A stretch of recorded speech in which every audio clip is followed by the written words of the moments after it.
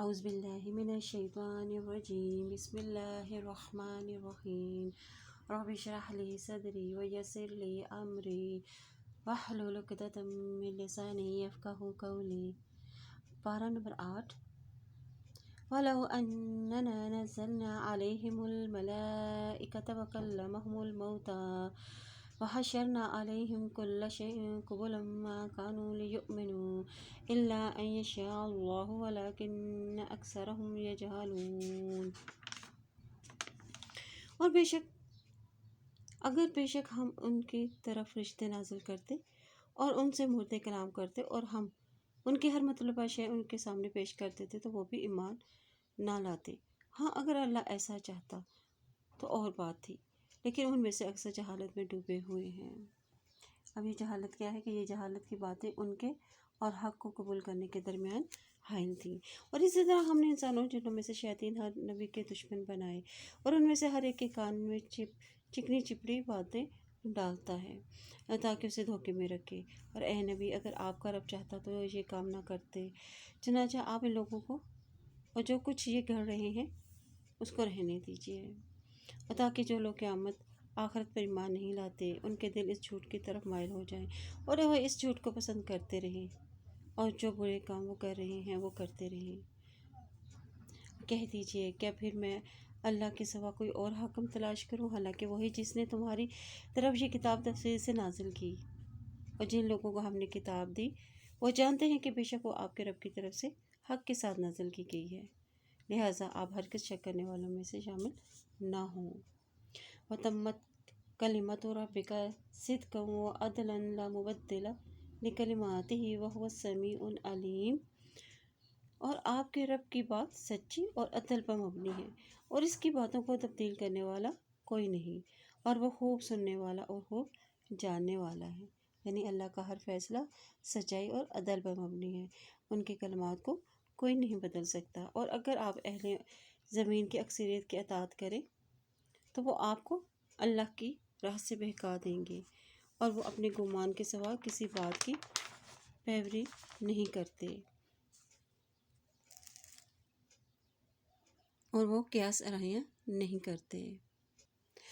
اب ان کے حق کے راستے میں بھٹکنے کی کیا وجوہات بتائی گئی ہیں کہ وہ گمان اور من گھڑت خیالات کی پیروی کرتے ہیں اور حق کے بارے میں اندازے لگاتے ہیں۔ حق کو باطل کا معیار اکثریت اقلیت پر نہیں ہے۔ ان ربک هو اعلم من یضل عن سبیلہ وهو اعلم بالمہتدین۔ بے شک آپ کا رب اس شخص کو خوب جانتا ہے جو اس کی راہ سے بھٹکتا ہے، اور وہ ہدایت یافتہ لوگوں کو بھی خوب جانتا ہے۔ چنانچہ تم اس جانور کا گوشت کھاؤ جس پر اللہ کا نام پڑھا گیا ہو، اور اگر تم اس کی آیات پر ایمان لانے والے ہو۔ وَمَا لَكُمْ أَلَّا تَأْكُلُوا مِمَّا ذُكِرَ اسْمُ اللَّهِ عَلَيْهِ وَقَدْ فَصَّلَ لَكُم مَّا حَرَّمَ عَلَيْكُمْ إِلَّا مَا اضْطُرِرْتُمْ إِلَيْهِ وَإِنَّ كَثِيرًا لَيُضِلُّونَ بِأَهْوَائِهِم بِغَيْرِ عِلْمٍ إِنَّ رَبَّكَ هُوَ أَعْلَمُ بِالْمُعْتَدِينَ۔ اور تمہیں کیا ہو گیا ہے کہ تم اس حلال جانور کا گوشت نہ کھاؤ جس پر اللہ کا نام پڑھا گیا ہو، حالانکہ اللہ نے ان سب جانوروں کے بارے میں تفصیل سے بتا دیا ہے، اور جو اس نے تم پر حرام کیے ہیں مگر جسے تم کھانے پر مجبور ہو جاؤ تو وہ بھی حلال ہیں۔ اور بے شک اکثر لوگ اپنی خواہشات سے بغیر علم کے دوسروں کو بہکاتے ہیں۔ بے شک آپ کا رب حد سے گزرنے والوں کو خوب جانتا ہے۔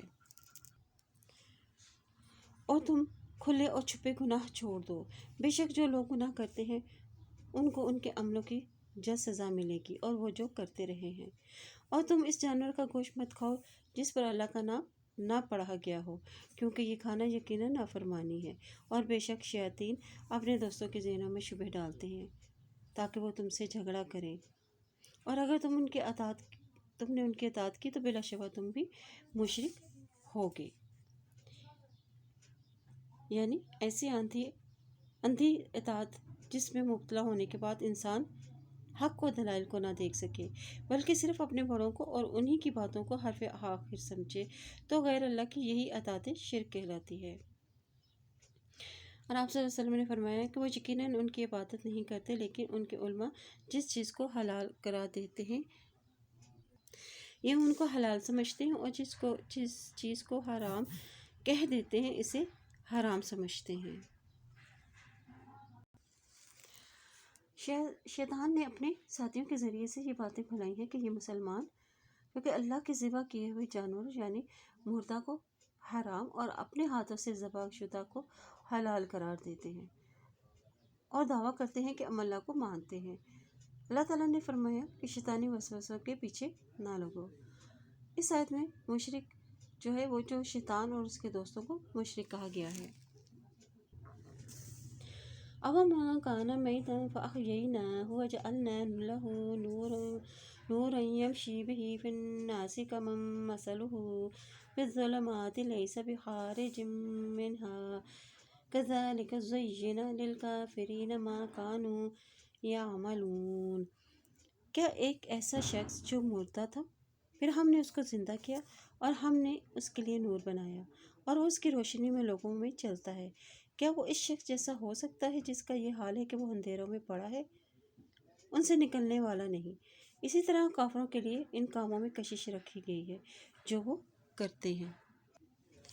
اس آیت میں اللہ تعالیٰ نے کافروں کو مردہ اور مومنوں کو زندہ قرار دیا ہے۔ نور کیا ہے؟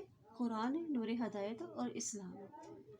نور یمشی یعنی علم کے ساتھ لوگوں میں وہ چلتا پھرتا ہے مومن شخص، اور ظلمات سے یہاں مراد ہے کفر و شرک، جہالت اور گمراہی کے اندھیرے۔ اس کے کیا نقصانات ہوں گے کہ چونکہ اندھیرا آپ کو منزل تک کا پتہ نہیں دیتے، انسان ٹھوکریں کھاتا ہے اور راستہ بھٹک جاتا ہے۔ اس لیے اللہ تعالیٰ سے دعا کرے کہ اللہ تعالیٰ ہمیں صراط مستقیم پر چلنے کی توفیق عطا فرمائے، آمین۔ اور اسی طرح ہم نے ہر بستی میں اس کے بڑے بڑے مجرموں کو لگا دیا کہ وہ اس بستی میں اپنے مکر و فریب کا جال پھیلائیں، اور وہ اپنے آپ ہی سے مکر و فریب کرتے ہیں اور وہ اس کا شعور نہیں رکھتے۔ اور جب ان کے پاس کوئی نشانی آتی ہے تو وہ کہتے ہیں کہ ہم ہرگز ایمان نہیں لائیں گے حتیٰ کہ ایسے ہی چیز خود ہمیں دی جائے ہم جیسے رسولوں کو دی گئی ہے۔ اللہ بہتر جانتا ہے کہ اپنی رسالت کا کام کس کو سونپے۔ جن لوگوں نے جرم کیے انہیں جلدی اللہ کے ہاں ذلت ملے گی اور اس کے مکر و فریب کی وجہ سے اسے شدید عذاب ہوگا، اور جو بھی وہ عمل کرتے رہے ہیں۔ فَمَن يُرِدِ اللَّهُ أَن يَهْدِيَهُ يَشْرَحْ صَدْرَهُ لِلْإِسْلَامِ وَمَن يُرِدْ أَن يُضِلَّهُ يَجْعَلْ صَدْرَهُ ضَيِّقًا حَرَجًا كَأَنَّمَا يَصَّعَّدُ فِي السَّمَاءِ كَذَلِكَ يَجْعَلُ اللَّهُ الرِّجْسَ عَلَى الَّذِينَ لَا يُؤْمِنُونَ۔ چنانچہ اللہ جسے ہدایت دینا چاہتا ہے تو اس کا سینہ اسلام کے لیے کھول دیتا ہے۔ یعنی اس مفہوم کو حدیث میں اس طرح بیان کیا گیا ہے کہ رسول اللہ صلی اللہ علیہ وآلہ وسلم نے فرمایا، اللہ تعالیٰ جس کے ساتھ بھلائی کرنا چاہتا ہے تو اسے دین یعنی قرآن اور رسول اللہ صلی اللہ علیہ وسلم کی سنت کا فہم عطا فرما دیتا ہے، اور جسے گمراہ کرنا چاہتا ہے تو اس کا سینہ بہت تنگ کر دیتا ہے جیسے وہ آسمان میں چڑھ رہا ہو۔ اسی طرح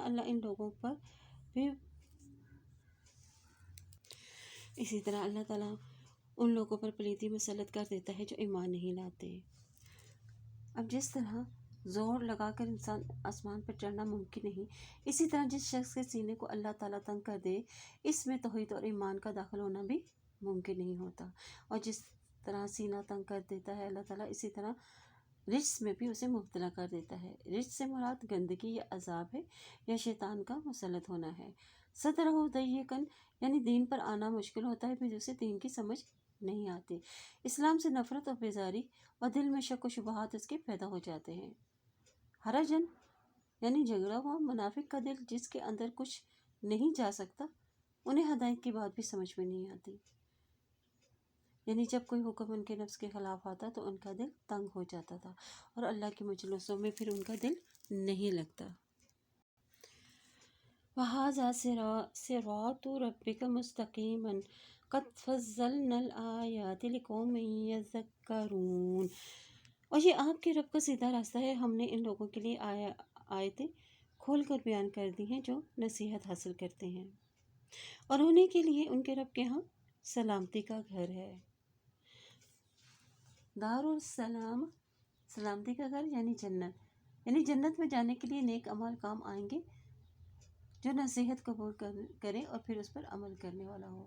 سلامتی کا گھر کن لوگوں کے لیے ہوگا؟ یعنی جو دنیا میں گمراہی سے بچ کر ہدایت پر چلنے والے ہوں گے، وہی امن میں ہوں گے اور اللہ ان کا مددگار اور دوست ہوگا، اور ان کاموں کی وجہ سے ان کا دوست اور جو وہ کرتے رہے ہیں۔ اور جس دن وہ ان سب کو اکٹھا کرے گا تو فرمائے گا، اے جنوں کے گروہ، تم نے انسانوں میں سے بہت زیادہ گمراہ کیے تھے، اور انسانوں میں سے ان کے دوست کہیں گے کہ اے ہمارے رب، ہم نے ایک دوسرے سے فائدہ اٹھایا اور ہم اس میعاد کو پہنچے تو نے ہمارے لیے مقرر فرمائی تھی، اور اللہ تعالیٰ فرمائے گا، آگ ہی تمہارا ٹھکانہ ہے، تم اس میں ہمیشہ رہو گے۔ ہاں اگر اللہ چاہے تو دوسری بات ہے، بے شک آپ کا رب بڑا حکمت والا اور خوب جاننے والا ہے۔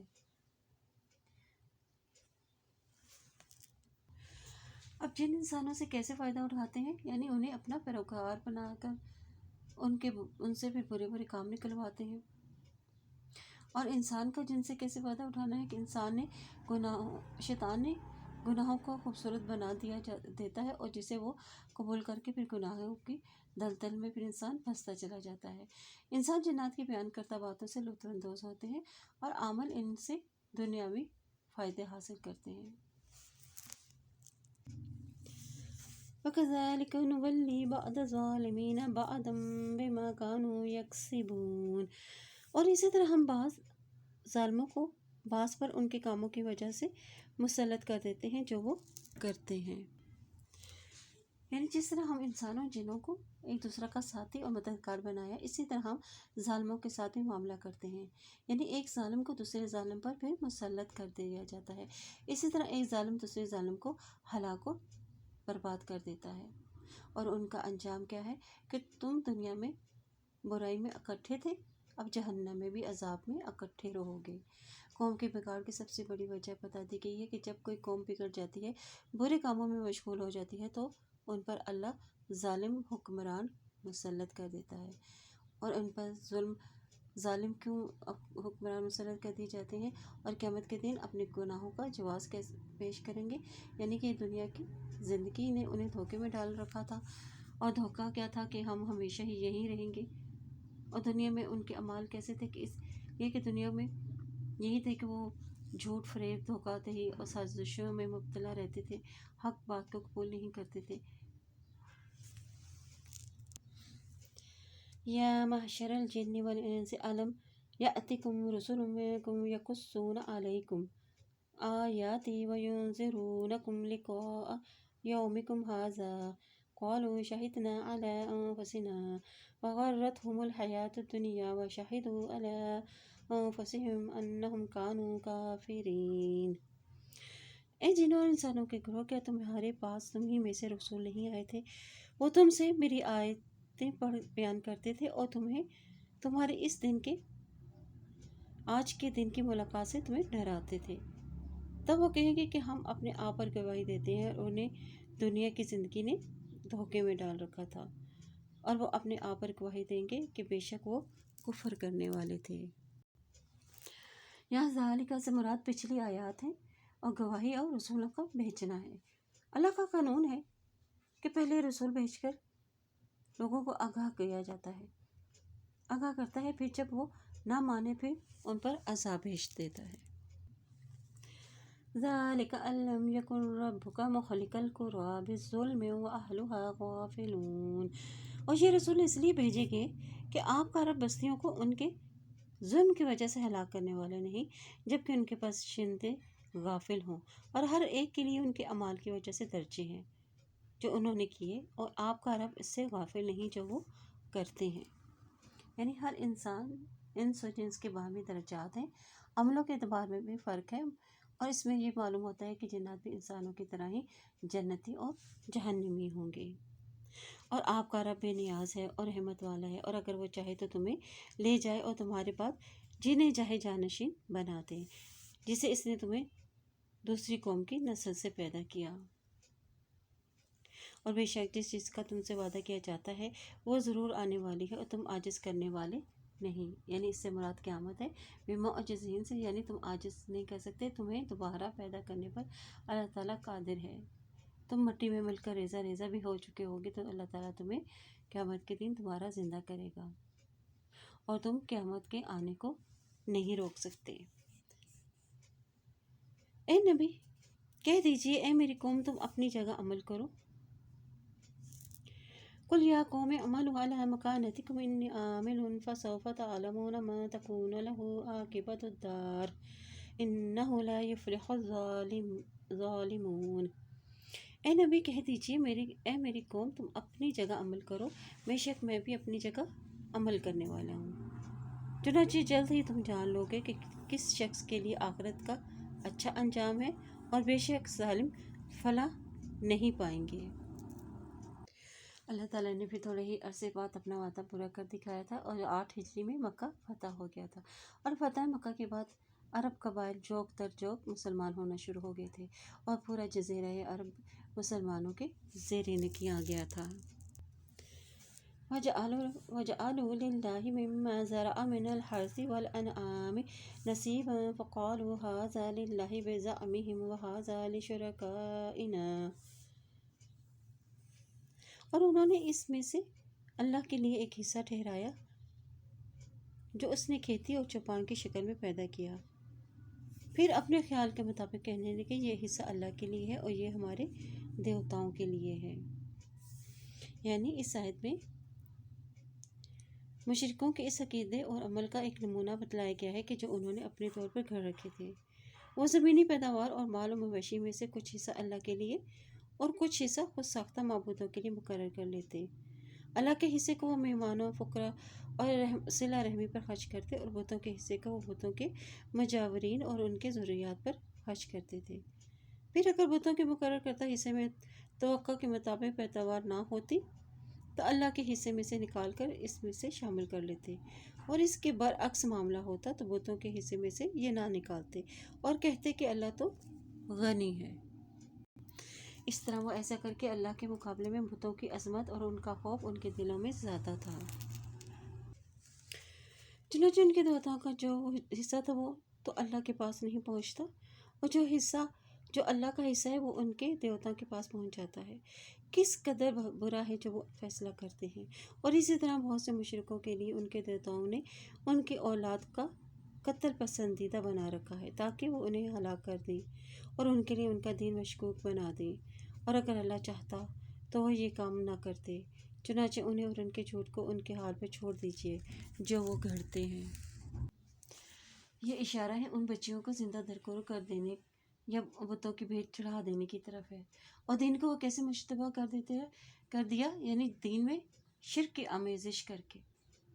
اللہ تعالیٰ نے انسان کو آزادی و اختیار دے کر آزمانا چاہتا ہے، اس لیے اللہ نے انہیں ان پر جبر نہیں کیا۔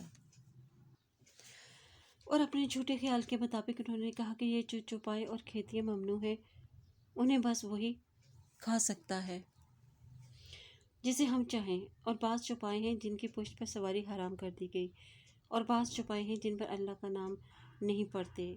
یہ سب وہ اللہ پر جھوٹ گھڑتے ہوئے کرتے ہیں، اور وہ جلد ہی انہیں اس جھوٹ کی سزا دے گا جو وہ گھڑتے رہے ہیں۔ یہاں مشرکین مکہ کی جعلی شریعت کی صورتیں بیان کر دی گئی ہیں۔ وہ کہتے ہیں کہ یہ جانور یعنی فلاں کھیت کی پیداوار اور اس کا استعمال ممنوع ہے، اسے صرف بتوں کے مجاورین ہی کھا سکتے ہیں۔ اور بعض کہتے تھے کہ یہ جانور فلاں کھیت مختلف قسم کے جانوروں کو اپنے بتوں کے نام پر بھی چھوڑ دیتے تھے، اور جن پر وہ سواری یا بار برداری کا کام بھی نہیں لیتے تھے، اور وہ ذبح کرتے وقت صرف بتوں کا نام لیتے تھے، ان پر اللہ کا نام نہیں پڑھتے تھے۔ یہ ساری صورتیں انہوں نے خود گھڑ رکھی تھی، لیکن وہ اللہ پر جھوٹ باندھتے کہ یہ حکم ہمیں اللہ نے دیا ہے۔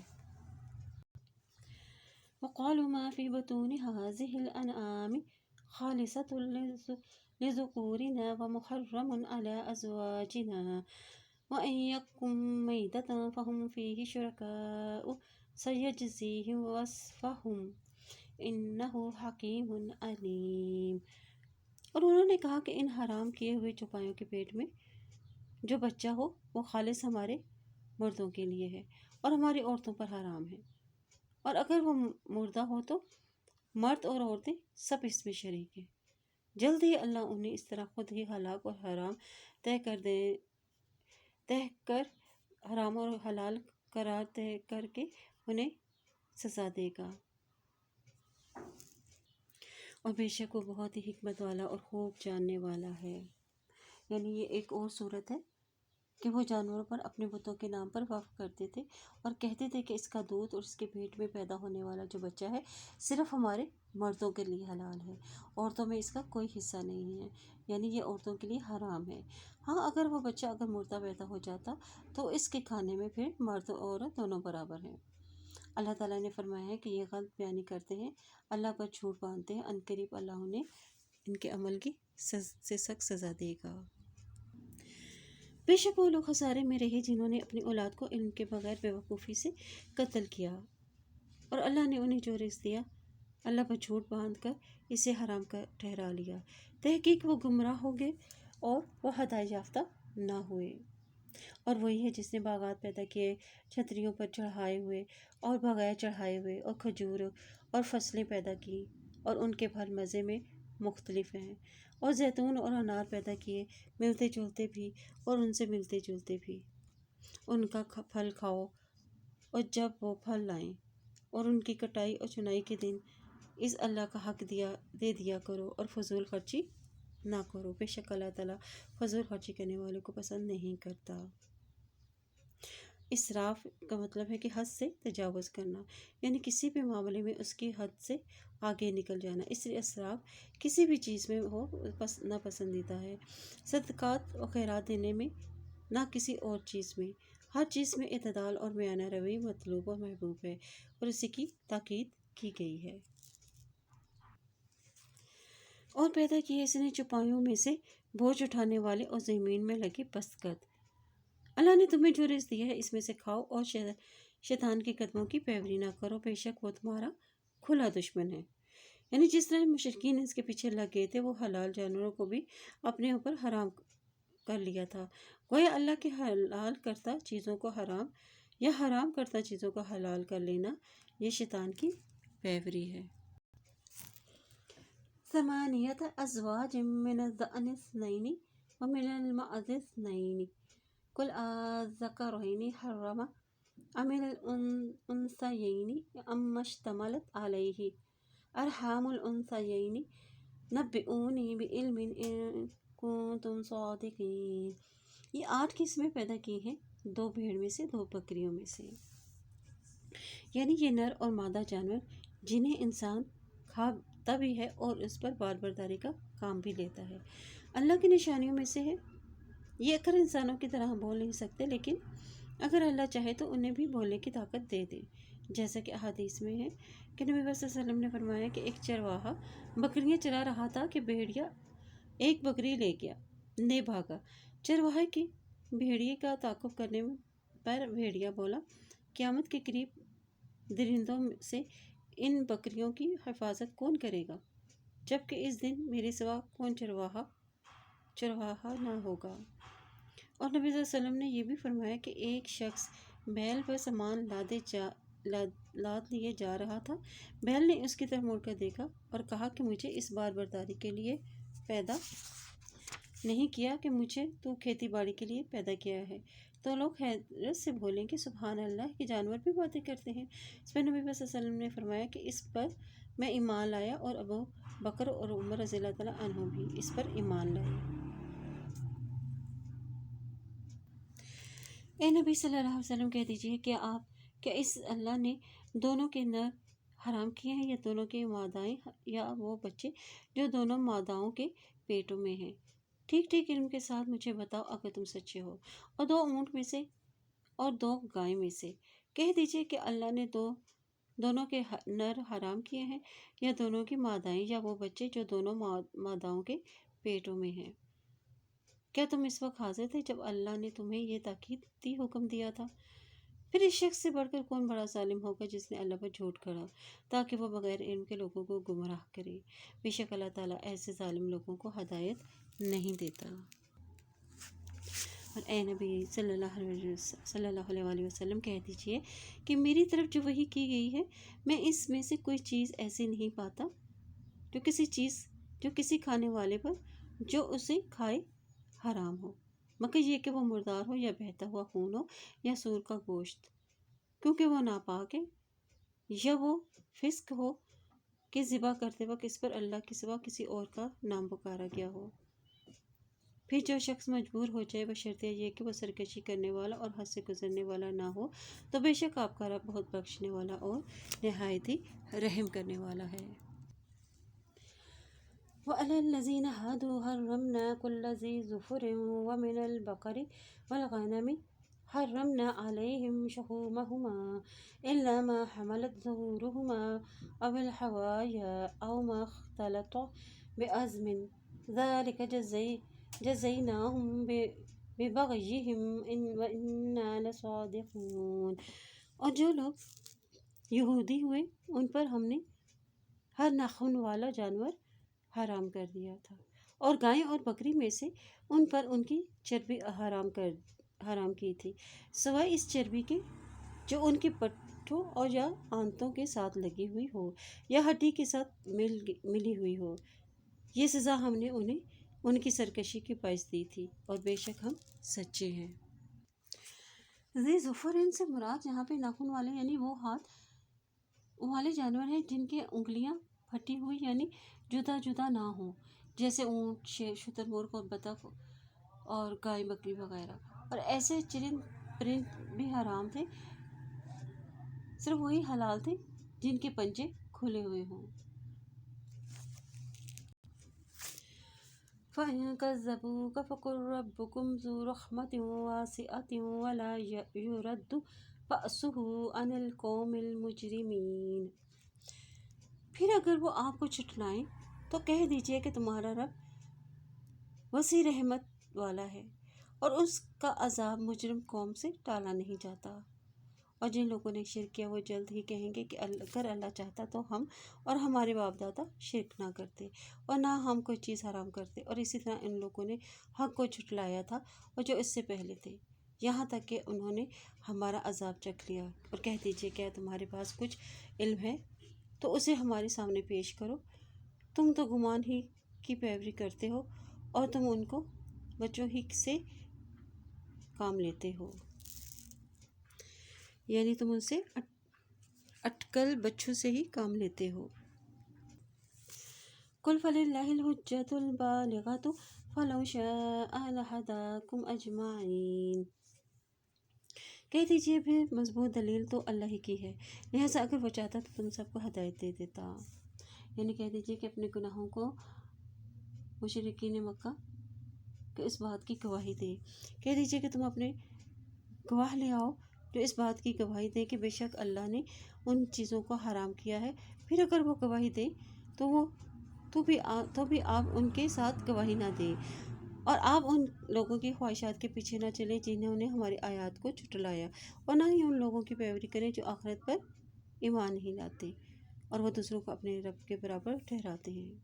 کہہ دیجئے آؤ میں پڑھ کر سناتا ہوں جو کچھ تمہارے رب نے تم پر حرام کیا ہے، یہ کہ تم اس کے ساتھ کسی چیز کو شریک نہ ٹھہراؤ، اور ماں باپ کے ساتھ جو ہے وہ نیکی کرو، اور اپنی اولاد کو تندرستی کے ڈر سے قتل نہ کرو، اور ہم تمہیں بھی اور انہیں بھی رزق دیتے ہیں، اور بے حیائی کے کاموں میں کے قریب بھی نہ جاؤ، خواہ وہ ظاہر ہوں یا چھپے ہوئے ہوں، اور کسی ایسی جان کو قتل مت کرو جسے اللہ نے حرام کیا ہو، سوائے اس کے کہ جس کا قتل برحق ہو۔ ان ساری باتوں کی اللہ نے تمہیں تاکید کی ہے تاکہ تم عقل سے کام لو۔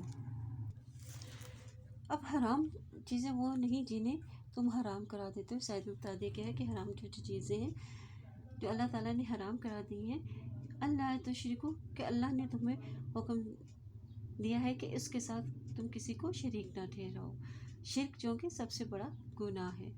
پھر کیا کرنے کا حکم ہے؟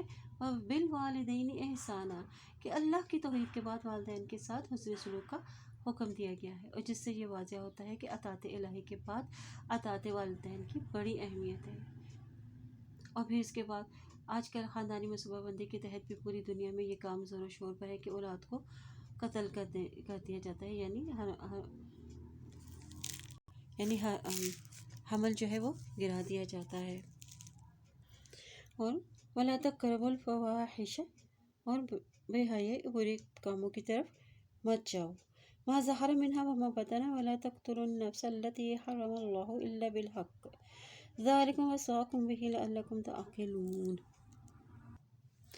اور تم یتیم کے مال کے قریب نہ جاؤ مگر اس طریقے سے کہ جو سب سے اچھا ہو، یہاں تک کہ وہ پختگی کی عمر کو پہنچ جائے، اور تم ناپ اور تول کو انصاف کے ساتھ پورا دو، اور ہم کسی جان کو اور اس کی طاقت سے بڑھ کر تکلیف نہیں دیتے، اور جب تم کوئی بات کہو تو انصاف سے کام لو، اگرچہ معاملہ تمہارے قریبی رشتہ دار کا ہو، اور تم اللہ کا عہد پورا کرو، اور ان ساری باتوں کی اللہ نے تمہیں تاکید کی ہے تاکہ تم نصیحت حاصل کرو۔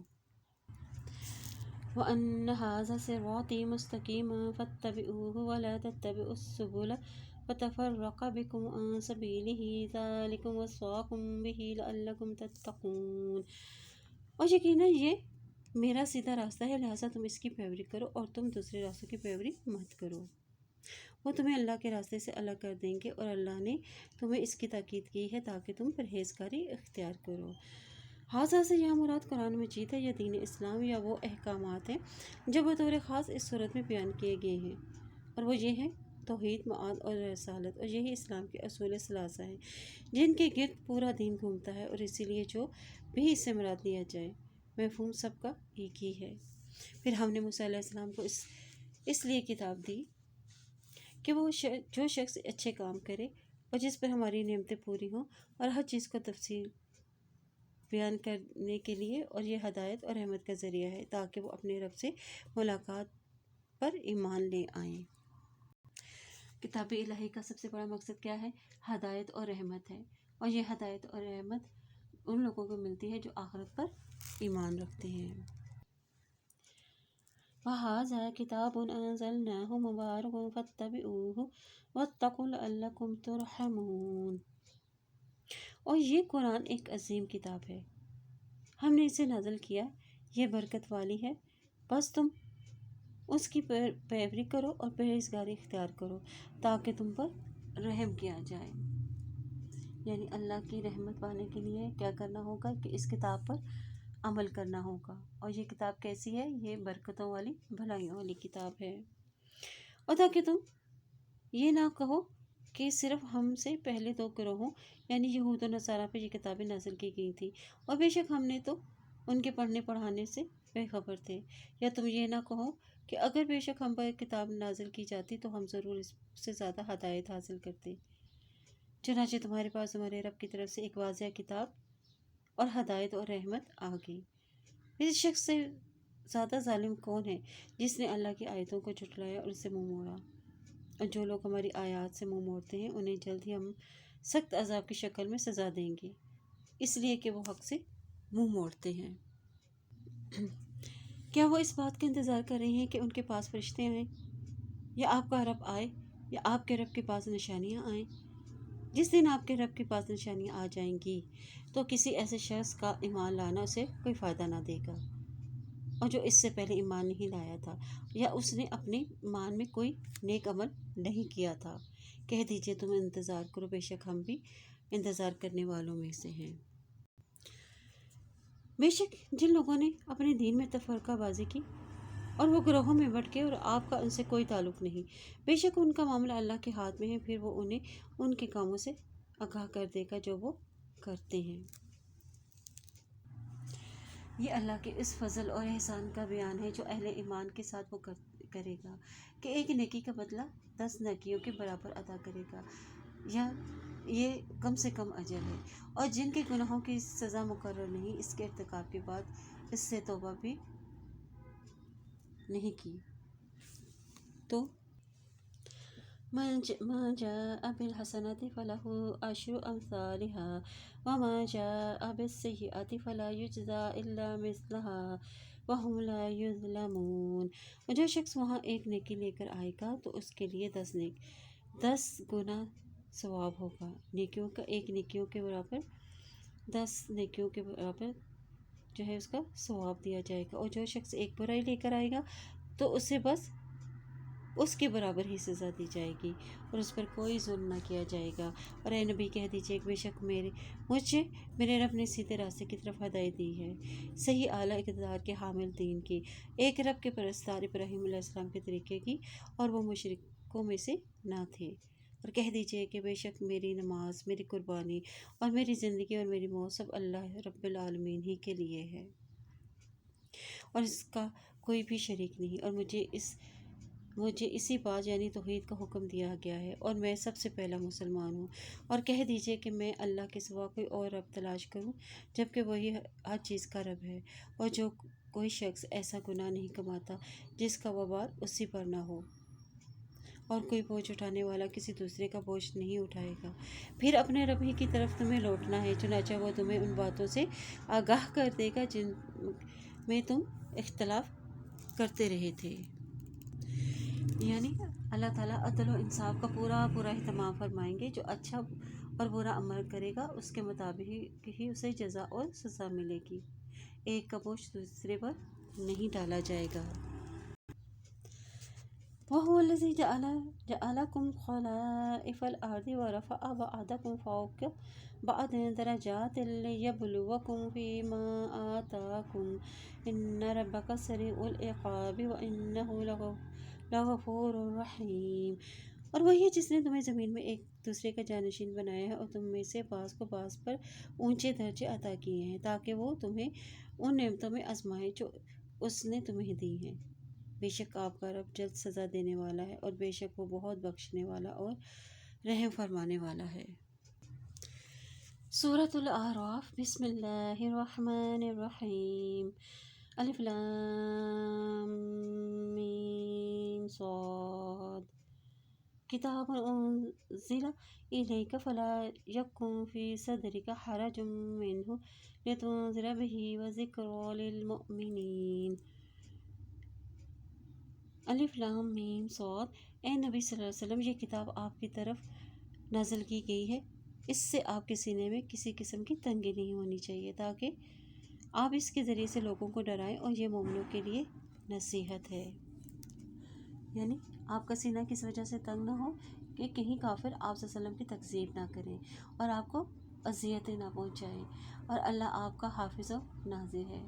اور قرآن کے آنے کا مقصد ہے کہ تاکہ تم ایمان والوں کو اس کے ذریعے سے نصیحت اور ہدایت کا راستہ دکھائیں، اور اس قرآن کے ذریعے سے کس کو ڈرانا ہے؟ یعنی پوری دنیا کے لوگوں کو، کہ تمہیں آخرت میں اپنے اعمال کا حساب دینا ہوگا، اور تم اس ہدایت کی پیروی کرو جو تمہارے رب کی طرف سے تمہاری طرف نازل کی گئی ہے، اور تم اس کے علاوہ اور دوسروں کی پیروی نہ کرو، تم بہت ہی کم نصیحت حاصل کرتے ہو۔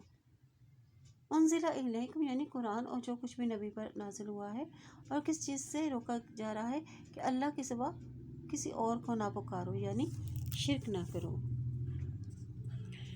اور وَكَم مِّن قَرْيَةٍ أَهْلَكْنَاهَا فَجَاءَهَا بَأْسُنَا بَيَاتًا أَوْ هُمْ قَائِلُونَ۔ اور بہت سی بستیاں ایسی ہیں کہ ہم نے انہیں ہلاک کر دیا تو ان کے پاس ہمارا عذاب اس وقت آیا کہ جب وہ سوئے ہوئے تھے، یا وہ دوپہر کو آرام کر رہے تھے، یعنی اچانک ہی ایسے وقتوں میں جب وہ آرام کر رہے تھے تو ان پر عذاب نازل ہو گیا، اور پھر جب ان کے پاس ہمارا عذاب آ گیا تو ان کی پکار بس یہی تھی، اور وہ کہہ اٹھے کہ بے شک ہم ہی ظالم تھے۔ چنانچہ ہم نے ان لوگوں سے صرف سوال کریں گے جن کی طرف رسول بھیجے گئے تھے، اور ہم رسولوں سے بھی ضرور سوال کریں گے، اور پھر ہم سب کچھ اپنے علم سے ان کے سامنے ضرور بیان کریں گے، اور ہم دنیا میں غائب یعنی غیر حاضر تو نہ تھے۔ یعنی امتوں سے پوچھا جائے گا کہ تمہارے پاس پیغمبر آئے تھے، انہوں نے تمہیں ہمارا حق کا پیغام پہنچایا تھا، تو وہاں وہ جواب دیں گے ہاں، اور کہیں گے کہ ہماری ہی قسمت پھوٹی تھی کہ ہم نے اس کی پرواہ نہ کی۔ اور پیغمبروں سے پوچھا جائے گا کہ تم نے اپنی امتوں تک پیغام پہنچا دیا تھا۔ پھر اس دن اعمال کا وزن کیا جانا برحق ہوگا، پھر جس شخص کے اعمال ان کے وزن بھاری ہوں گے تو وہی لوگ فلاح پانے والے ہیں۔ یعنی اس میں وزن اعمال کا بیان ہے، یعنی قیامت کے دن انسانوں کے اعمال تولے جائیں گے۔ ایک اور مقامات پر اللہ تعالیٰ نے فرمایا کہ قیامت کے دن ہم انسانوں کے اعمال تولنے کے لیے میزان عدل قائم کریں گے۔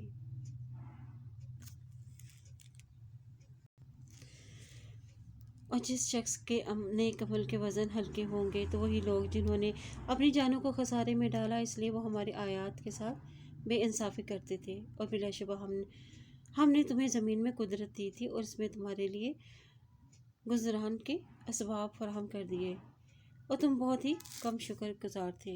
اور بلا شبہ ہم نے تمہیں پیدا کیا، پھر تمہاری صورتیں بنائی، اور پھر ہم نے فرشتوں سے کہا کہ تم آدم کو سجدہ کرو، چنانچہ انہوں نے سجدہ کیا سوائے ابلیس کے، اور وہ سجدہ کرنے والوں میں سے نہ تھا۔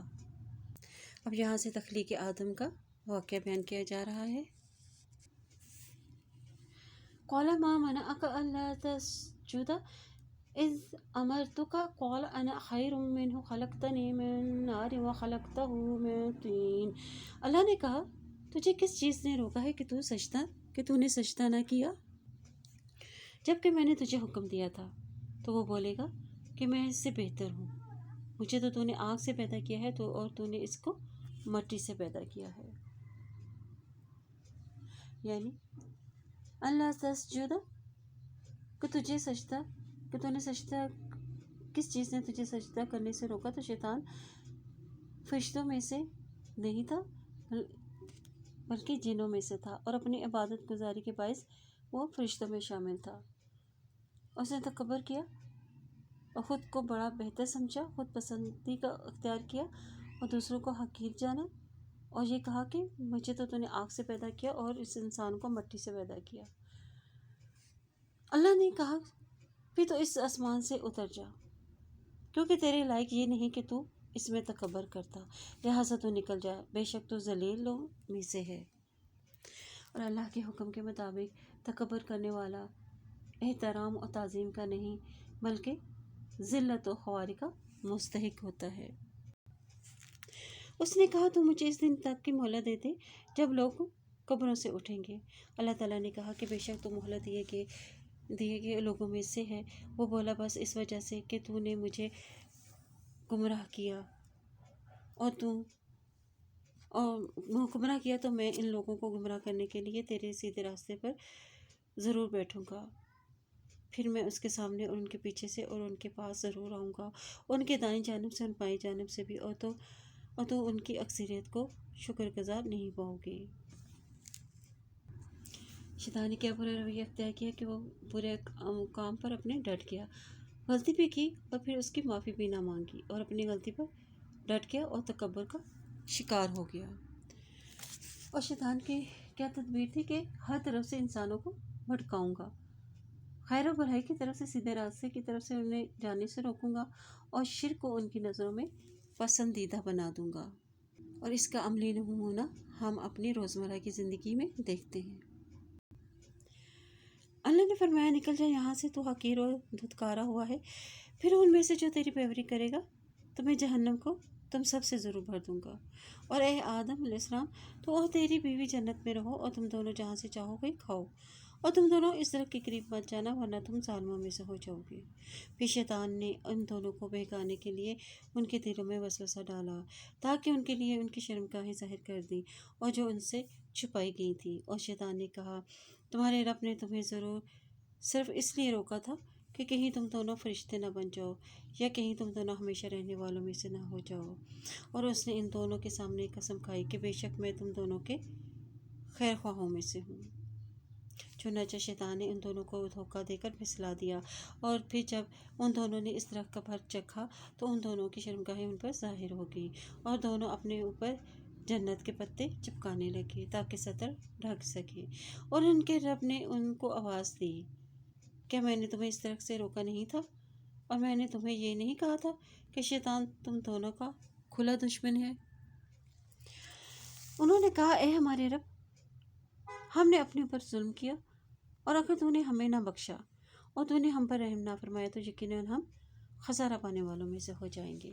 اور اللہ تعالیٰ نے فرمایا تم دونوں ادھر جاؤ، تم دونوں ایک دوسرے کے دشمن ہو، اور تمہیں زمین پر ٹھہرنا اور ایک مقرر وقت تک فائدہ اٹھانا ہے۔ اور فرمایا تم اسی زمین میں زندہ رہو گے اور اسی میں تم مرو گے، اور قیامت کے دن اسی سے تم نکالے جاؤ گے۔ اور اے بنی آدم، بے شک ہم نے تم پر ایسا لباس نازل کیا ہے جو تمہاری شرمگاہیں چھپاتا ہے اور زینت کا باعث ہے، اور پرہیزگاری کا لباس بہت بہتر ہے، اور یہ اللہ کی نشانیوں میں سے ہے تاکہ تم نصیحت حاصل کرو۔ بیان کیا جاتا ہے کہ اسلام سے قبل دور جاہلیت میں عرب کے بت پرست برہنہ حالت میں کعبہ کا طواف کیا کرتے تھے۔ چنانچہ جب اسلام غالب آ گیا اور مکہ فتح ہو گیا تو ان بت پرستوں اور مشرکین کو مکہ میں داخل ہونے سے بھی منع کر دیا گیا تھا۔ اور اے بنی آدم، کہیں شیطان تمہیں فتنے میں نہ ڈال دے، جس طرح اس نے تمہارے ماں باپ کو جنت سے نکلوا دیا تھا جب اس نے ان دونوں کا لباس اتروایا تھا تاکہ ان کو ان کی شرمگاہیں دکھا دے، اور بے شک وہ اس کا قبیلہ تمہیں دکھاتا ہے کہ جہاں سے تم انہیں نہیں دیکھ سکتے۔ بے شک ہم نے شیطانوں کو ان لوگوں کے دوست بنا دیا ہے جو ایمان نہیں لاتے۔ فَإِذَا فَعَلُوا فَاحِشَةً قَالُوا وَجَدْنَا عَلَيْهَا آبَاءَنَا وَاللَّهُ أَمَرَنَا بِهَا قُلْ إِنَّ اللَّهَ لَا يَأْمُرُ بِالْفَحْشَاءِ أَتَقُولُونَ عَلَى اللَّهِ مَا لَا تَعْلَمُونَ۔ اور جب وہ کوئی بھی حیائی کا کام کرتے ہیں تو کہتے ہیں کہ ہم اپنے باپ دادا کو یہی کرتے ہوئے پایا ہے، اور اللہ نے ہمیں اسی کا حکم دیا ہے۔ اے نبی صلی اللہ علیہ وسلم، آپ کہہ دیجئے اللہ کا تن بے حیائی کا حکم نہیں دیتا۔ کیا تم اللہ کے ذمہ ایسی باتیں لگاتے ہو جو تم نہیں جانتے؟ کہہ دیجئے میرے رب نے انصاف کرنے کا حکم دیا ہے، اور یہ کہ ہر نماز کے وقت اپنے منہ سیدھے قبلہ رخ کر لو اور خالص اسی کی اطاعت کرتے ہوئے اسی کو پکارو جیسے اس نے تمہیں پہلی بار پیدا کیا، ویسے ہی تم اس کی طرف لوٹو گے۔ اور ایک فریق کو اس نے ہدایت دی اور دوسرے فریق پر گمراہی ثابت ہو گئی۔ یقیناً انہوں نے اللہ کو چھوڑ کر شیطانوں کو دوست بنا لیا ہے، اور وہ خیال کرتے ہیں کہ بے شک وہ ہدایت یافتہ ہیں۔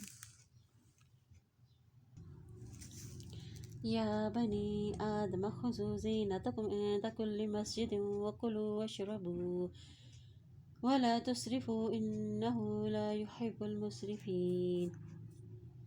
اے بنی آدم، تم ہر نماز کے وقت اپنی زینت اختیار کرو اور کھاؤ اور پیو اور بیجا نہ اڑاؤ، بے شک وہ بیجا اڑانے والوں کو پسند نہیں کرتا۔ یعنی اس کا مطلب یہ بیان کیا گیا ہے کہ نماز کے وقت کپڑے پہننا بھی ضروری ہے، پاک صاف ہونا بھی ضروری ہے۔ سطر ڈھانپنے سے یہاں مراد یہ ہے کہ نماز ادا کرتے ہوئے ایک مرد کندھوں پر اپنا کپڑا ڈالے اور ناف سے گھٹنوں تک اپنا جسم کپڑوں سے چھپا کر رکھے، اور عورت اپنے چہرے کے سوا تمام جسم کو چھپا کر رکھے۔ اے نبی، کہہ دیجئے جو زینت اور کھانے پینے کی چیزیں، پاکیزہ چیزیں اللہ نے اپنے بندوں کے لیے پیدا کی ہیں، وہ کس نے حرام کی ہیں؟ کہہ دیجئے یہ پاکیزہ چیزیں دنیا کی زندگی میں ان لوگوں کے لیے بھی ہیں جو ایمان لائے ہیں، جبکہ قیامت کے دن یہ خالص مومنوں ہی کے لیے ہوں گی۔ اور اسی طرح ہم آیات کو ان لوگوں کے لیے کھول کر بیان کرتے ہیں جو علم رکھتے ہیں۔ یعنی لوگوں کے حرام کر لینے سے اللہ کے حلال کردہ چیزیں حرام نہیں ہو جاتی، وہ حلال ہی رہیں گی، اور یہ طیب اور حلال چیزیں اللہ تعالیٰ نے اپنے ایمان والوں کے لیے بنائی ہیں۔ اور کہہ دیجئے کہ بے شک میرے رب نے بے حیائی کی باتوں کو حرام قرار دیا ہے، چاہے وہ ظاہر ہوں یا چھپی ہوئی ہوں، اور گناہ کو اور ناحق ظلم کو بھی، اور یہ بھی حرام ہے کہ تم اللہ کے ساتھ کسی چیز کو شریک ٹھہراؤ اور جس کی اس نے کوئی دلیل نہیں اتاری، اور یہ بھی حرام ہے کہ تم اللہ کے متعلق وہ باتیں کہو جو تم نہیں جانتے۔ اور ہر امت کے لیے ایک وقت مقرر ہے، تو جب اس کا مقرر وقت آ جائے گا تو اس سے ایک لمحہ بھی پیچھے نہ ہوں گے اور نہ آگے ہوں گے۔ میعاد معین سے مراد یہاں وہ مہلت عمل ہے جو اللہ تعالیٰ ہر گروہ کو آزمانے کے لیے عطا فرماتا ہے کہ وہ اس مہلت سے فائدہ اٹھا کر اللہ کو راضی کرنے کی کوشش کرتا ہے یا سرکشی میں اضافہ کر لیتا ہے۔ یا بنی آدم اما یأتینکم رسل منکم یقصون علیکم آیاتی فمن اتقی واصلح فلا خوف علیہم ولا ہم یحزنون۔ اے بنی آدم، اگر تمہارے پاس تم میں سے رسول آئیں جو تمہارے سامنے میری آیتیں بیان کریں، تو جنہوں نے پرہیزگاری اختیار کی اور اپنی اصلاح کر لی تو ان پر کوئی خوف نہ ہوگا اور نہ ہی وہ غمگین ہوں گی۔ یعنی یہ ان اہل ایمان کا حسن انجام بیان ہے جو تقویٰ اور عمل صالح سے آراستہ ہوں گے۔ اور جن لوگوں نے ہماری آیتوں کو جھٹلایا اور ان سے تکبر کیا تو وہی لوگ دوزخی ہیں اور وہ اس میں ہمیشہ رہیں گے۔ چنانچہ اس شخص سے بڑا ظالم کون ہے جس نے اللہ کے بارے میں جھوٹ گڑھا اور اس کی آیاتوں کو جھٹلایا۔ اور یہی لوگ ہیں جن کا لکھا ہوا نصیب انہیں مل جائے گا، یہاں تک کہ ان کے پاس جب ہمارے فرشتے پہنچیں گے جو ان کی روحیں قبض کریں گے تو وہ ان سے کہیں گے آج وہ کہاں ہیں جنہیں تم اللہ کے سوا پکارا کرتے تھے؟ تو وہ جواب دیں گے وہ ہم سے کہیں گم ہو گئے۔ وہ اپنے خلاف گواہی دیں گے کہ بے شک وہ کفر کرنے والے تھے۔ نصیبہم من الکتاب، یعنی ان کے مقدر میں جو بھی علم، رزق یا عمر لکھا ہے وہ اسے پورا ملے گا، اور جتنی بھی عمر اس کو ملی ہے اسے پوری گزارنے کا موقع بھی ملے گا۔ بالآخر وہ موت سے ہمکنار ہوگا اور ان کے مقدر میں جو سزا ہوگی وہ انہیں ضرور ملے گی۔ قُلِ ادْخُلُوا فِي أُمَمٍ قَدْ خَلَتْ مِن قَبْلِكُم مِّنَ الْجِنِّ وَالْإِنسِ فِي النَّارِ كُلَّمَا دَخَلَتْ أُمَّةٌ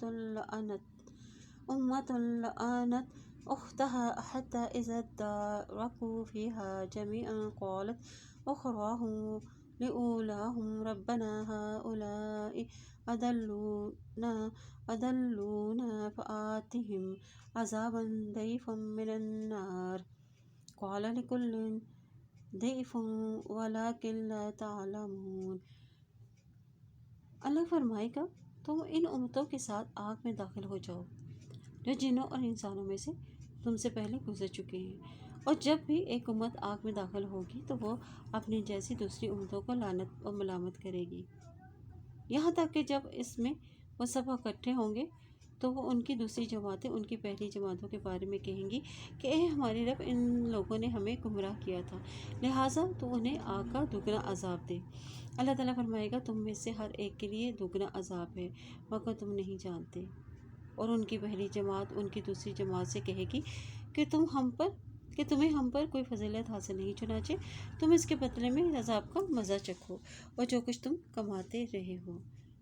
بے شک جن لوگوں نے ہماری آیتوں کو جھٹلایا اور ان سے تکبر کیا ان کے لیے آسمان کے دروازے نہیں کھولے جائیں گے اور نہ ہی وہ جنت میں داخل ہوں گے، یہاں تک کہ اونٹ سوئی کے ناکے میں گھس جائے، اور ہم مجرموں کو اسی طرح بدلہ دیتے ہیں۔ چونکہ انہوں نے حق بات کے لیے اپنے دل کے دروازے نہیں کھولے تھے، اس لیے آسمانوں کے دروازے بھی ان کے لیے نہیں کھولے جائیں گے۔ تکبر کرنے والوں کو بالآخر واپس جانا ہوگا اور ان کے لیے سخت سے سخت سزا تیار ہے۔ لَهُم مِّن جَهَنَّمَ مِہَادٌ وَمِن فَوْقِهِمْ غَوَاشٍ وَكَذَٰلِكَ نَجْزِي الظَّالِمِينَ۔ اور ان کے لیے جہنم ہی کا بچھونا ہوگا اور ان کے اوپر اسی کا اوڑھنا ہوگا، اور ہم ظالموں کو اسی طرح بدلہ دیتے ہیں۔ اور جو لوگ ایمان لائے انہوں نے نیک عمل کیے تو ہم کسی شخص کو اس کی ہمت سے زیادہ تکلیف نہیں دیتے، وہی لوگ جنت والے ہیں اور اس میں ہمیشہ ہمیشہ رہیں گے۔ اور ان کے دلوں میں جو کینہ ہوگا وہ ہم انہیں نکال دیں گے، اور ان کے نیچے نہریں بہتی ہوں گی، وہ کہیں گے سب تعریفیں اللہ ہی کے لیے ہے جس نے ہمیں سیدھی راہ دکھائی، اور اگر یہ بات نہ ہوتی کہ اللہ نے ہمیں ہدایت دی تو ہم ہرگز ایسے نہ ہوتے کہ ہدایت پا جاتے۔ بلا شبہ ہمارے رب کے رسول حق لے کر آئے تھے، اور انہیں آواز دی جائے گی کہ یہ ہے وہ جنت جس کے تم ان اعمال کے بدلے وارث بنائے گئے ہو جو تم کرتے تھے۔ اللہ تعالیٰ ہمیں ہدایت اور نیک عمل کرنے کی توفیق عطا فرمائے، آمین۔ وَنَادَىٰ أَصْحَابُ الْجَنَّةِ أَصْحَابَ النَّارِ أَن قَدْ وَجَدْنَا مَا وَعَدَنَا رَبُّنَا حَقًّا فَهَلْ وَجَدتُّم مَّا وَعَدَ رَبُّكُمْ حَقًّا قَالُوا نَعَمْ فَأَذَّنَ مُؤَذِّنٌ بَيْنَهُمْ اللَّعْنَةُ اللَّهِ عَلَى الظَّالِمِينَ۔ اور جنت والے دوزخ والوں سے پکار کر کہیں گے کہ بے شک ہمارے رب نے ہم سے جو وعدہ کیا تھا وہ ہم نے سچا پایا، تو کیا تم نے بھی وہ وعدہ سچا پایا جو تمہارے رب نے تم سے کیا تھا؟ وہ دوزخی کہیں گے ہاں۔ پھر ایک اعلان کرنے والا ان میں اعلان کرے گا کہ ظالموں پر اللہ کی لعنت ہے، اور وہ لوگ جو اللہ کی راہ سے روکتے تھے اور اس میں ٹیڑھا پن ڈھونڈتے تھے اور وہ آخرت کا انکار کرنے والے تھے۔ اور ان دونوں گروہوں کے درمیان پردہ ہوگا، اور اعراف پر کچھ لوگ ہوں گے جو ہر ایک جنتی اور دوزخی کو ان کے خاص علامتوں سے پہچانتے ہوں گے۔ اور وہ جنتوں کو پکار کر کہیں گے کہ تم پر سلام ہو۔ اعراف والے ابھی جنت میں داخل نہ ہوئے ہوں گے جبکہ وہ اس کی امید رکھتے ہوں گے۔ الاعراف کہا جاتا ہے کہ یہ جنت اور دوزخ کے درمیان ایک جگہ کا نام ہے۔ ان پہ ایسے لوگ ہوں گے جن کے اعمال برابر ہوں گے اپنے وزن کے اعتبار سے، جس میں وہ جنت میں جائیں گے، اور کچھ اعمال برے بھی ہوں گے۔ ان کی نیکیاں اور برائیاں برابر ہوں گی اور بالآخر ان کا فیصلہ کر دیا جائے گا اور یہ جنت میں داخل کر دیے جائیں گے۔ اور جب ان کی آنکھیں دوزخیوں کی طرف پھیری جائیں گی تو وہ کہیں گے کہ اے ہمارے رب، تو ہمیں ظالم لوگوں کے ساتھ نہ کر۔ اور اعراف والے کچھ ایسے لوگوں کو پکاریں گے جنہیں وہ ان کے خاص علامتوں سے پہچانتے ہوں گے، اور وہ کہیں گے کہ تمہیں تمہارے گروہ نے کوئی فائدہ نہیں دیا اور نہ اس تکبر نے فائدہ دیا جو تم کرتے تھے۔ کیا یہی وہ لوگ ہیں جن کے بارے میں تمہیں قسمیں کھاتے تھے کہ اللہ ان پر رحمت نہیں کرے گا؟ ان سے تو کہہ دیا گیا ہے کہ تم جنت میں داخل ہو جاؤ اور تم پر کوئی خوف نہیں ہوگا، نہ ہی وہ غمگین ہوں گے۔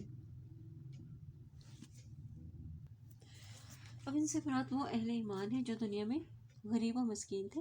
متکبرین ان کا مذاق اڑاتے تھے اور کہتے تھے کہ اگر یہ اللہ کے محبوب ہوتے تو دنیا میں ان کا یہ حال نہ ہوتا، اور کہتے کہ قیامت والے دن بھی یہ رحمت ان پر ہی ہوگی۔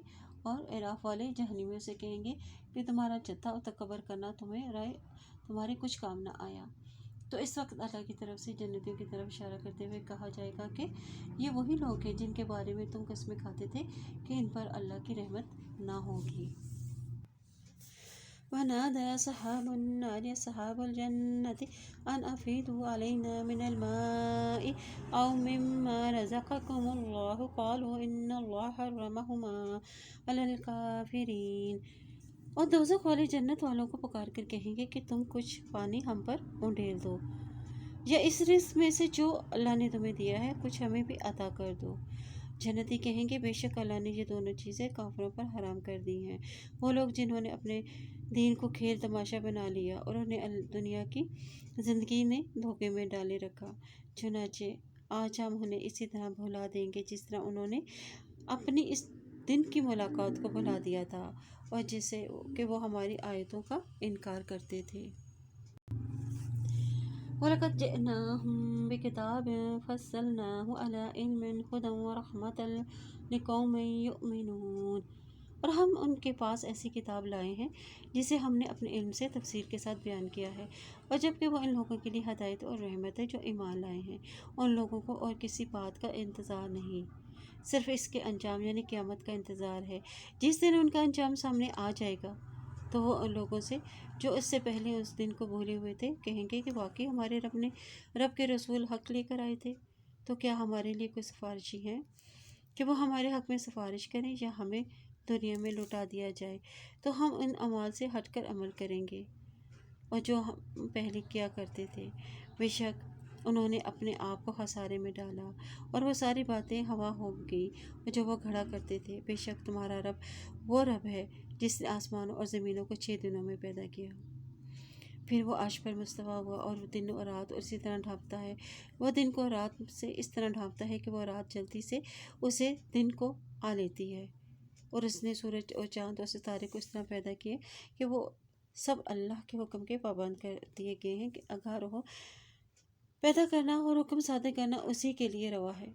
اللہ رب العالمین بہت بابرکت ہے، اور تم اپنے رب کو آہذاری کرتے ہوئے اور چھپکے چھپکے پکارو، بے شک وہ حد سے گزرنے والوں کو پسند نہیں کرتا۔ یعنی دعا میں عاجزی، دکھ کی کیفیت ہو، سرگوشی میں اپنے رب کو پکارو، اور دل میں اللہ کی عظمت کا خوف ہونا چاہیے۔ اور دعا کی قبولیت کے اوقات کیا ہیں کہ نیکی کے کام کرنے کے بعد بھی دعا قبول ہوتی ہے، اور بارش کے وقت، جمعے کے دن اور تہجد کے وقت، سفر میں، بیماری میں مظلوم کی دعا اور مجاہد کی دعا قبول ہوتی ہے۔ المعتدین یعنی اپنی حیثیت اور درجے سے بڑھ کر نہ مانگو، اور زمین کی اصلاح کے بعد تم اس میں فساد نہ کرو، اور اللہ کو خوف سے اور طمع کرتے ہوئے پکارو، اور بے شک اللہ کی رحمت احسان کرنے والوں کے قریب ہے۔ اور وہی تو ہے جو اپنی رحمت سے بارش سے پہلے خوشبری دینے والی ہوائیں بھیجتا ہے، حتیٰ کہ جب وہ ہوائیں بھاری بادلوں کو اٹھاتی ہیں تو ہم انہیں کسی مردہ شہر کی طرف ہانک دیتے ہیں۔ پھر ہم اس کے ذریعے سے پانی نازل کرتے ہیں، پھر ہم اس کے ذریعے سے زمین سے ہر طرح کے پھل نکالتے ہیں، اور اسی طرح ہم مردوں کو بھی قبروں سے نکالیں گے تاکہ تم نصیحت حاصل کرو۔ والبلد الطیب یخرج نباتہ بإذن ربہ والذی خبث لا یخرج الا نکدا کذالک نصرف الآیات لقوم یشکرون۔ اور جو ستھری زمین ہوتی ہے اس کی پیداوار اپنے رب کے حکم سے خوب نکلتی ہے، اور جو خراب ہوتی ہے تو اس کی پیداوار ناقص ہی نکلتی ہے۔ اسی طرح ہم اپنی آیات کو لوگوں کے لیے پھیر پھیر کے بیان کرتے ہیں جو شکر ادا کرتے ہیں۔ والبلدۃ الطیب سے مراد مومن کا دل ہے اور پاکیزہ انسان ہے، یعنی مومن واعظ و نصیحت قبول کرنے والا دل یعنی بارش کو قبول کرنے والی زمین کی طرح ہے۔ ان کا آیات الہی سن کر ان کا ایمان اور مضبوط ہو جاتا ہے، اور جبکہ اس کی دوسری طرف جو ہے وہ البلد الخبیثہ یعنی اس سے مراد کافر اور منافق اور ناپاک لوگ ہیں۔ اس کے برعکس زمین شور کی طرح ہے جو بارش کا پانی قبول ہی نہیں کرتی اور برائے نام ہی پیداوار ہوتی ہے، یعنی نہ وہ خود علم پر عمل کرتے ہیں اور نہ ہی دوسروں کو اس سے فائدہ پہنچاتے ہیں۔ لقد ارسلنا نوحا الى قومه قال يا قوم اعبدوا الله ما لكم من اله غيره اني اخاف عليكم عذاب يوم عظيم۔ اور ہم نے حضرت نوح علیہ السلام کو اس کی قوم کی طرف بھیجا، چنانچہ اس نے کہا کہ اے میری قوم، تم اللہ کی عبادت کرو، اس کے سوا تمہارے لیے کوئی معبود نہیں، اور بے شک میں تم پر بہت بڑے دن کا عذاب تم پر آنے سے ڈرانے آیا ہوں۔ اور اس کی قوم میں سے بعض ستاروں نے کہا کہ بے شک ہم تو تجھے کھلی گمراہی میں دیکھتے ہیں، یعنی شرک اس طرح انسانی عقل کو معاف کر دیتا ہے کہ انسان کو ہدایت اور گمراہی ہدایت نظر آتی ہے۔ چنانچہ قوم نوح کی بھی یہی حالت تھی۔ ان کو حضرت نوح علیہ السلام جو اللہ تعالیٰ کی توحید کی طرف اپنی قوم کو دعوت دے رہے تھے، نعوذ باللہ انہیں وہ گمراہ نظر آتے تھے، اور نوح علیہ السلام نے کہا کہ اے میری قوم، میں گمراہ نہیں ہوں، بلکہ میں تو سب جہانوں کے رب کی طرف سے رسول بنا کر بھیجا گیا ہوں۔ میں تمہیں اپنے رب کے پیغامات پہنچاتا ہوں اور تمہاری خیر خواہی کرتا ہوں، اور میں اللہ کی طرف سے وہ باتیں جانتا ہوں جو تم نہیں جانتے۔ کیا تم اس بات پہ تعجب کرتے ہو کہ تمہارے پاس تمہارے رب کی طرف سے ایک ایسے آدمی کے ذریعے سے نصیحت آ گئی جو تم میں سے ہے، تاکہ وہ تمہیں ڈرائے اور تاکہ تم ڈر جاؤ اور تاکہ تم پر رحم کیا جائے۔ اور پھر انہوں نے نوح علیہ السلام کو جھٹلایا تو ہم نے اسے اور ان لوگوں کو جو ان کے ساتھ ایمان لانے والے تھے کشتی میں بچا لیا، اور ہم نے ان لوگوں کو غرق کر دیا جو ہماری آیتوں کو جھٹلاتے تھے، اور بے شک وہ لوگ دل کے اندھے تھے۔ اور ہم نے قوم عاد کی طرف بھی ان کے بھائی ہود علیہ السلام کو بھیجا، اور اس نے کہا ہے میری قوم، تم اللہ کی عبادت کرو، اس کے سوا تمہارے لیے کوئی معبود نہیں، کیا پھر تم ڈرتے نہیں؟ اس کی قوم میں سے کافر کہنے لگے بے شک ہم تجھے بیوقوفی میں پڑا ہوا دیکھتے ہیں، اور بے شک ہم تجھے جھوٹوں میں شمار کرتے ہیں۔ ہود علیہ السلام نے کہا کہ اے میری قوم، میں بیوقوف نہیں ہوں، بلکہ میں تو سب جہانوں کے رب کی طرف سے رسول بنا کر بھیجا گیا ہوں۔ یہ قوم عاد اولیٰ ہے جن کی رہائش یمن میں ریتیلے پہاڑوں پر تھی، اپنی قوت اور طاقت میں بے مثال تھی۔ اس کی طرف حضرت ہود علیہ السلام کو بھیجا گیا تھا جو انہی کی قوم کے ایک فرد تھے۔ یہ قوم کے لوگ بہت ہی طاقتور تھے اور تعمیراتی کام کرتے تھے، پہاڑوں میں گھر بناتے تھے، خوشحال قوم تھی، تاجر تھے۔ ابلغکم رسالات ربی وانا لکم ناصح امین، اور میں اپنے رب کے پیغامات تمہیں پہنچاتا ہوں اور میں تمہارا خیر خواہ اور امین ہوں۔ اور کیا تم اس بات پر تعجب کرتے ہو کہ تمہارے رب کی طرف سے تمہارے پاس ایک ایسے آدمی کے ذریعے سے نصیحت آئی ہے جو تمہیں میں سے ہے، تاکہ وہ تمہیں ڈرائے اور یاد کرو جب اس نے قوم نوح کے بعد تمہیں زمین میں سے ایک دوسرے کا جانشین بنایا اور تمہیں قد و قدامت میں بڑھ ہوتی تھی، لہٰذا تم اللہ کی نعمتیں یاد کرو تاکہ تم فلاح پا جاؤ۔ اور انہوں نے کہا کیا تو ہمارے پاس اس لیے آیا ہے کہ ہم ایک اکیلے اللہ کی عبادت کریں اور انہیں چھوڑ دیں جن کی ہمارے باپ دادا عبادت کرتے تھے، یعنی آباء و اجداد کی تقلید ہر دور میں گمراہی کی بنیاد بنی رہی۔ قوم عاد نے بھی یہی دلیل پیش کی اور شرک کو چھوڑ کر توحید کا راستہ اختیار کرنے پر آمادگی نہ ظاہر کی۔ بدقسمتی سے مسلمانوں میں بھی اپنے بڑوں کی تنقید کی یہ بیماری عام ہے۔ ان کا ایک طبقہ تو وہ ہے جو دین کا کوئی شعور رکھتا ہے اور دینی علوم میں بھی، اور اسے ایک حد تک دسترس حاصل ہے، لیکن اس نے اپنے آپ کو کسی نہ کسی کو خاص فقہ کی رائے کا پابند کر رکھا تھا۔ چنانچہ اگر تو سچوں میں سے ہے تو ہم پر وہ عذاب لیا جس سے تو ہمیں ڈراتا ہے۔ حود علیہ السلام نے کہا کہ تمہارے رب کی طرف سے تم پر عذاب اور غضب نازل ہوا ہی چاہتا ہے۔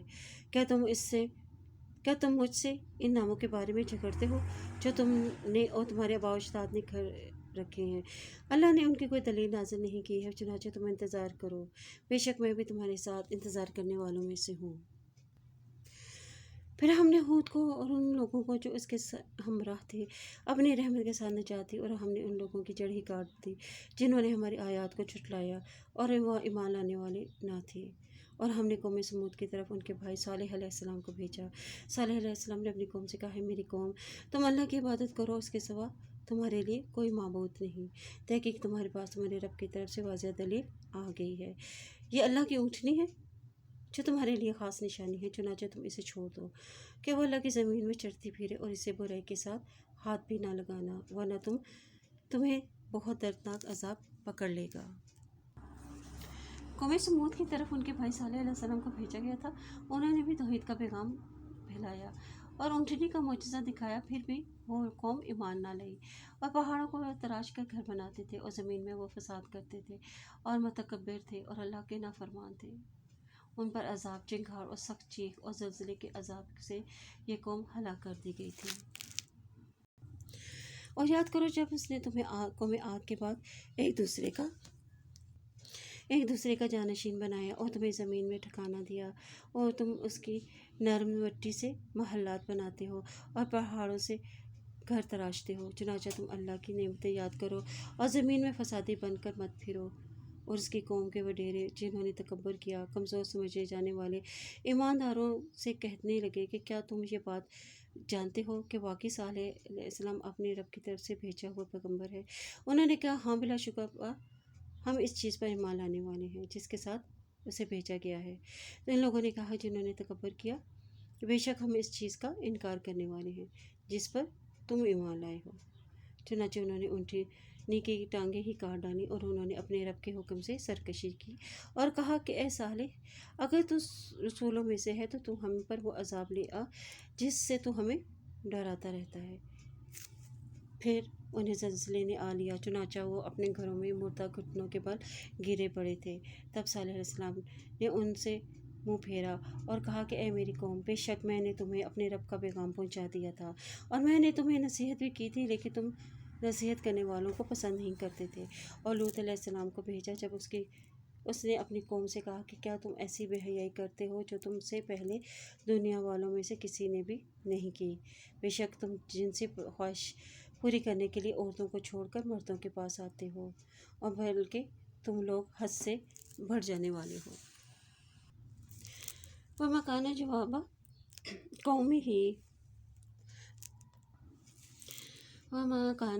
قَوْمِهِ إِلَّا أَن قَالُوا أَخْرِجُوهُم مِّن قَرْيَتِكُمْ إِنَّهُمْ أُنَاسٌ يَتَطَهَّرُونَ فَأَنجَيْنَاهُ وَأَهْلَهُ إِلَّا امْرَأَتَهُ كَانَتْ مِنَ الْغَابِرِينَ وَأَمْطَرْنَا عَلَيْهِم مَّطَرًا فَانظُرْ كَيْفَ كَانَ عَاقِبَةُ الْمُجْرِمِينَ۔ اور اس کی قوم کا جواب بس یہی تھا کہ انہوں نے کہا کہ انہیں اپنی بستی سے ہی نکال دو، بے شک یہ لوگ بڑے ہی پاک صاف بنتے ہیں۔ پھر ہم نے اسے اور اس کے گھر والوں کو نجات دی سوائے اس کی بیوی کے، اور وہ پیچھے رہنے والوں میں سے تھی، اور ہم نے ان پر پتھروں کی بارش برسائی۔ چنانچہ دیکھ لیجیے مجرموں کا انجام کیسا ہوا۔ اور ہم نے اہل مدین کی طرف ان کے بھائی شعیب علیہ السلام کو بھیجا، اور اس نے کہا کہ اے میری قوم، تم اللہ کی عبادت کرو اور اس کے سوا تمہارے لیے کوئی معبود نہیں۔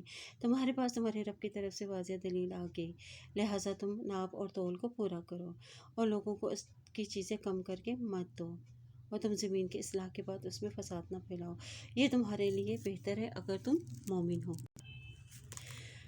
اور تم ہر ایک راستے میں مت بیٹھو، تم اس شخص کو ڈراؤ डराते हो और अल्लाह के रास्ते से रोकते हो जो इस पर ईमान ले आते हैं। और तुम इस राह में टेढ़ तराश करते हो और याद करो कि जब तुम थोड़े थे फिर उसने तुम्हें ज़्यादा कर दिया, और देखो फसादियों का अंजाम कैसा हुआ था। और अगर तुम में से कुछ लोग इसके हुक्म पर ईमान ले आए हैं जो मुझे देकर भेजा गया है, और कुछ दूसरे ईमान नहीं लाए, तो तुम ज़रा सब्र करो यहाँ तक कि अल्लाह हमारे दरमियान फ़ैसला कर दे। यानी ये फ़ैसला क्या होगा?